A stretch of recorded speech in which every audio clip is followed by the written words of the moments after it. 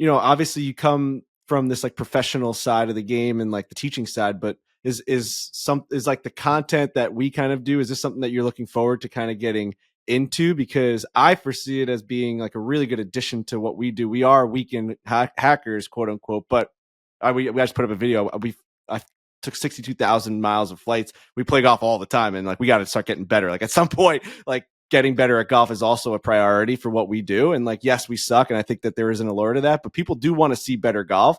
Do you see like you being able to fit in that aspect of it, of being able to like kind of bring your expertise into not only what you're already doing, but into the stuff that we're doing? Yeah, absolutely. And then you look at, guys on tour and even weekend warrior golfers like all of us. I mean, I'll even put it my way.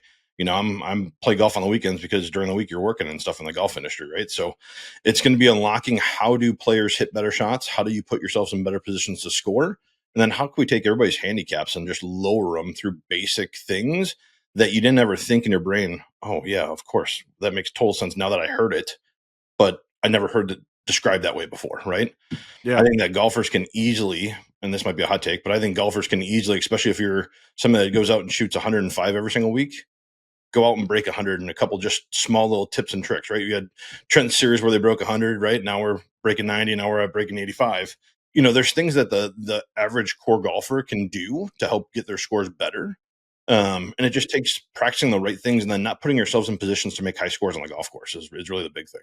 Well, we've got a guy, Jersey Jerry, who we're currently doing. I mean, we could all use help, like you're saying, we're all weekend Definitely. warriors, but we've got a guy, Jersey Jerry, who's trying to break 100. And I think bringing you into the fold is going to be big for him, because I think we set you two up and we sort of let you guys go at it. And I think you'll have him under 100 in no time.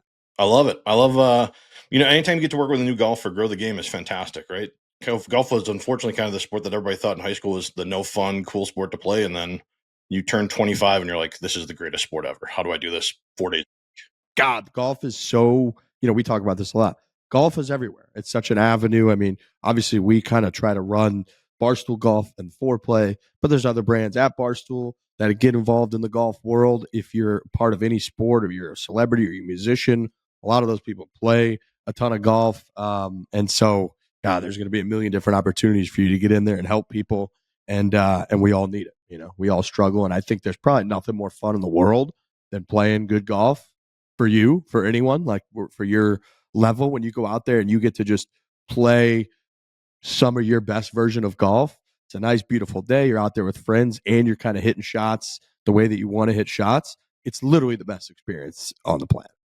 I don't think there's a better feeling at all, right? You hit it head on the nail right there. It could be, you could have 10 bad holes of bad golf and you play a stretch of 4 or 5 holes and you're like, I'm the best player to step foot on this golf course ever. Like this sport's so easy. Why do we even do this, right? And then you get humbled very quickly on the last 3 or 4 holes and you're like, okay, yeah, double bogey, hitting the trees, whatnot. So even the tour guys play that way, right? You'll see some guys where they'll shoot 68 one day and then come back and shoot a 74. Now, they're much better in keeping their scores much closer together. And amateur golfers, like that we see is between, okay, I shot 85 one day, I shot 120 the next day. So how do we make more consistency? That's the number one thing I see from all my lessons I teach from everybody, is just how do I become more consistent and how do I get better through consistency?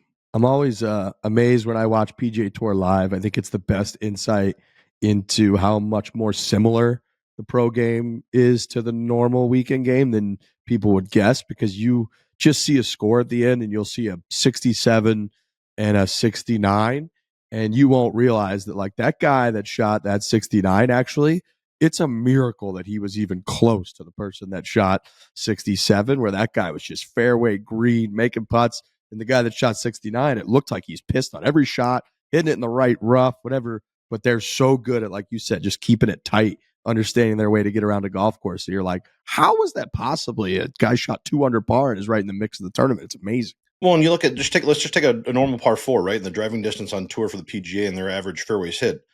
The number one player is hitting 70% of the fairways. So if you can hit greens more often, or you can leave yourselves easy one up in chips and you can chip and putt, it's still a 4 on the scorecard. There's no pictures on the scorecard, so that doesn't matter. Put your 4 down, go to the next hole, right? You only have to hit 1 or 2 really good shots, maybe 1 really good shot, to make a par in some of those things out there. Now, if you're having trouble with the golf balls getting offline and everything, then we need to put some boxes in there, right? We need to make sure we get you a little more carts down the rail type of thing. But yeah, you watch some of these guys and you go, well, that person was out of the hole completely. They hit one good chip shot. I went to 6 feet. They make their putt and they go to the next hole. Riggs Barstool. That's the Riggs Barstool way to play exactly. golf. No damage done, right? Sure is.